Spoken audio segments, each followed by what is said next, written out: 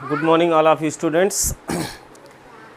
हम लोग मैट्रिक्स का चैप्टर पढ़ रहे थे और मैट्रिक्स के चैप्टर में क्लास 12th की मैथमेटिक्स है ये।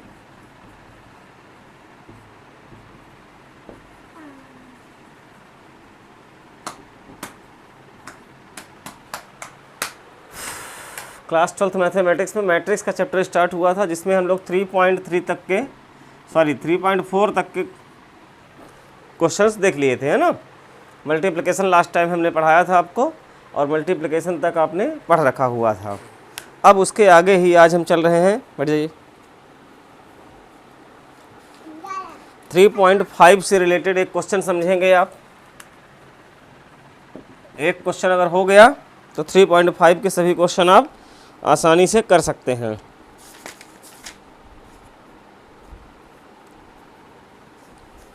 एक क्वेश्चन लेते हैं। इफ a इक्वल टू 1 - 1 2 3, चलिए ओके जाओ कैसे, then prove that a square - 4a + 5i = 0।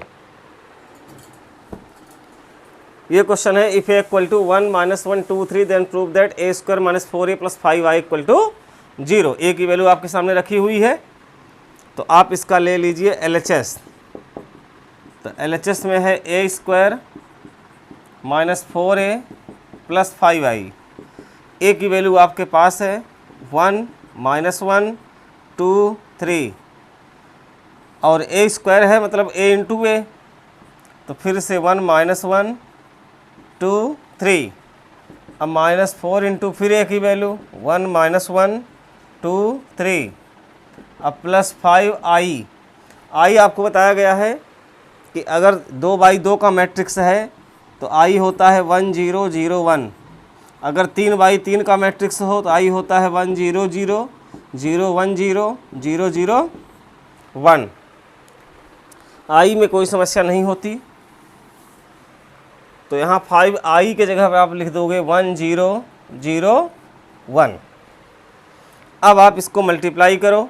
तो मल्टीप्लिकेशन मैंने सिखाया था, रो का कॉलम से किया जाता है। तो 1 का 1 से करेंगे तो 1, अब -1 का 2 से करेंगे तो -2। फिर इस रो का अगली कॉलम से तो -1 -3, ये हो गया 2 + 6, ये हो गया -2 + 9।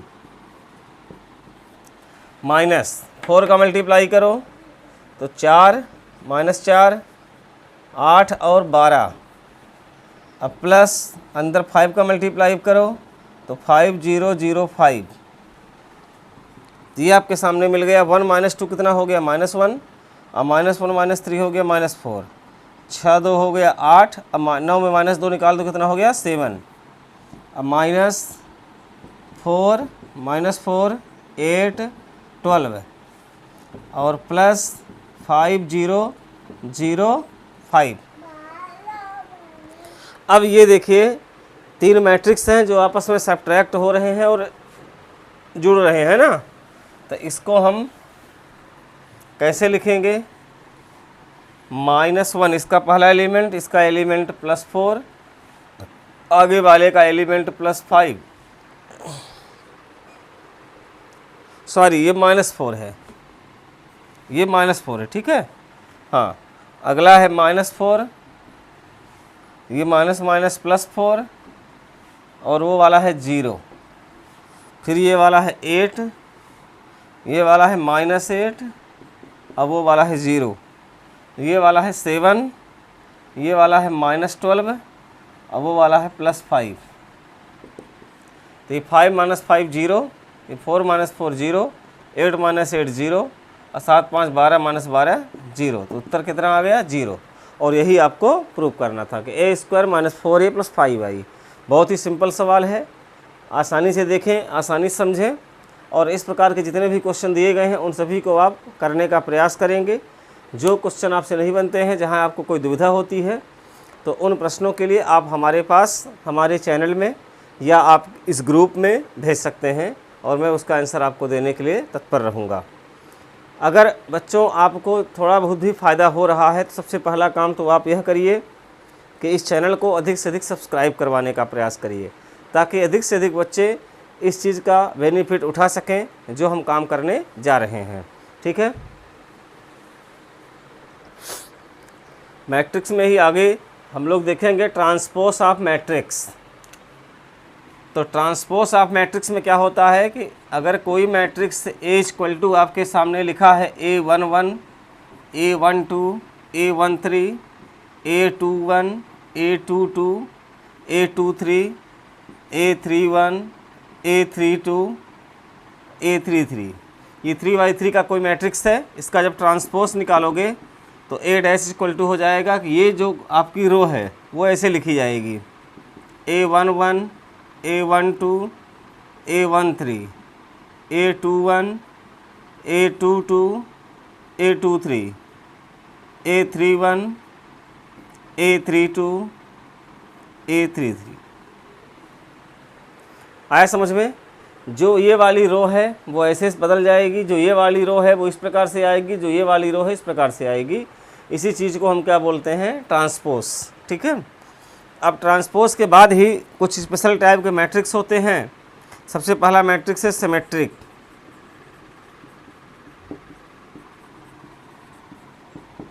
सममित आव्यूह।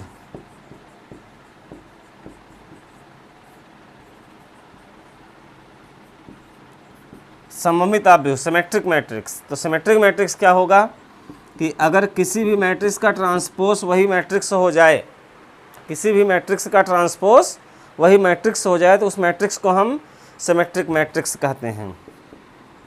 दूसरा है skew symmetric. Skew symmetric matrix. विषम सममिताव्यूह। विषम, हाँ छोड़िए,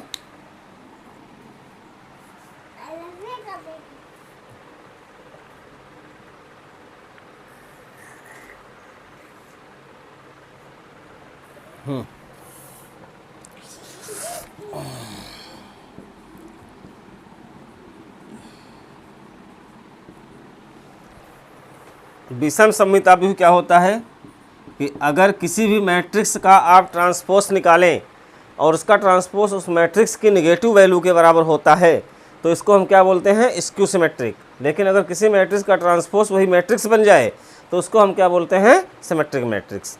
तो सिमेट्रिक और स्क्यू सिमेट्रिक की कॉन्सेप्ट आपको समझ में आई है। तो इसी के साथ कुछ अलग टाइप के और मैट्रिक्स बनते हैं, उनको देख लो। सिमेट्रिक और स्क्यू सिमेट्रिक के बाद कुछ अलग टाइप के मैट्रिक्स हैं। अगला है आपका सिमेट्रिक और स्क्यू सिमेट्रिक के बाद आइडेम्पोटेंट। Idempotent matrix. ठीक है ना। अब आइडेम्पोटेंट मैट्रिक्स क्या होता है कि अगर किसी भी मैट्रिक्स का स्क्वायर उसी मैट्रिक्स के बराबर हो जाए तो इस मैट्रिक्स को हम क्या बोलेंगे? Idempotent matrix. ठीक है। चौथा आपका है इसी में, चौथा आपका है इन्वोल्टरी matrix.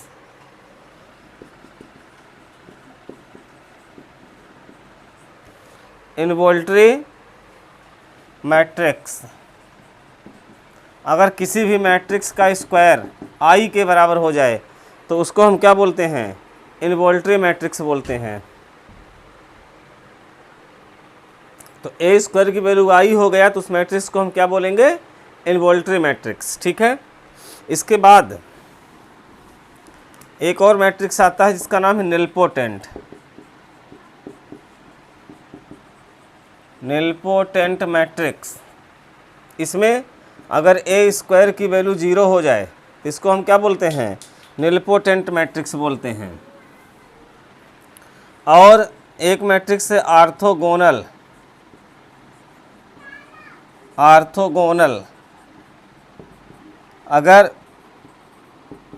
A dash into A dash A equal to I, यानी किसी मैट्रिक्स में उसके ट्रांसपोज का मल्टीप्लाई करो या उसके ट्रांसपोज में उस मैट्रिक्स का मल्टीप्लाई करो इसकी वैल्यू आई के बराबर हो जाए तो वह मैट्रिक्स ऑर्थोगोनल हो जाएगा। अब इनको बारी बारी समझो, मैं कोई मैट्रिक्स लेता हूँ, देखता हूँ वह किस टाइप का मैट्रिक्स बनता है। ठीक है, तो चलिए, जैसे हमारे पास यह एक मैट्रिक्स है और चेक करते हैं कि यह मैट्रिक्स किस तरह का मैट्रिक्स माना जाएगा। इसका अगर डैश निकालते हो आप, तो डैश में क्या होता है कि जो रो होती है वो कॉलम में बदल जाएगी। तो 1 0 3 ऐसे था तो ऐसे लिखा जाएगा, 0 2 4 ऐसे था तो ऐसे लिखा जाएगा, 3 4 5 ऐसे था तो ऐसे लिखा जाएगा। अब आप देख लीजिए कि जो ऊपर लिखा था सेम वही नीचे लिखा हुआ मिल रहा है, यानी कि ए की वैल्यू ए डैश के क्या हो गई है, बराबर। और जब मैंने कहा कि ए की वैल्यू ए डैश के बराबर हो जाएगी तो इसको हम क्या बोलते हैं, symmetric matrix. Therefore A is symmetric matrix. आया समझ में? तो इसी प्रकार से अन्य मैट्रिक्स को भी आप चेक कर सकते हो, है ना। इसे क्वेश्चन है एक, if A is equal to this then prove that A is idempotent, है ना। ए की वैल्यू दिया है, हमें प्रूव करना है कि ए आइडेम्पोटेंट है। तो हम बहुत सिंपल बात है, ए स्क्वायर निकालेंगे। अगर ए स्क्वायर की वैल्यू ए के बराबर हो गई तो हमारा मैट्रिक्स कैसा हो जाएगा, आइडेम्पोटेंट। बिकॉज आइडेम्पोटेंट बताता है कि अगर किसी भी मैट्रिक्स का स्क्वायर उस मैट्रिक्स के बराबर हो तो उस मैट्रिक्स को हम आइडेम्पोटेंट मैट्रिक्स बोलते हैं। तो ए की वैल्यू यहाँ हो गई 2 -2 -4 -1 3 4 1 -1 2 -3 2 -2 -4 -1 3 4 1 -2 -3। इसका मल्टीप्लाई यहाँ होगा तो 4 + 2 -4। आगे चलिए, इसका मल्टीप्लाई अभी आपने ऐसे किया है ना, अब इसी का मल्टीप्लाई आगे करो तो -4 -6 + 8, फिर आगे करो -8, इसका करो -8, इसका करो +12। अब सेकंड रो का सभी कॉलम में करिए तो -2 -3 +4, ये यहाँ जाएगा -2, ये यहाँ जाएगा -6, ये यहाँ जाएगा +6। ठीक है, देखो ये यहाँ जाएगा -2, ये यहाँ जाएगा -6, ये यहाँ जाएगा +6। आगे चलो, ये यहाँ जाएगा -4, ये यहाँ जाएगा -8, ये यहाँ जाएगा -9।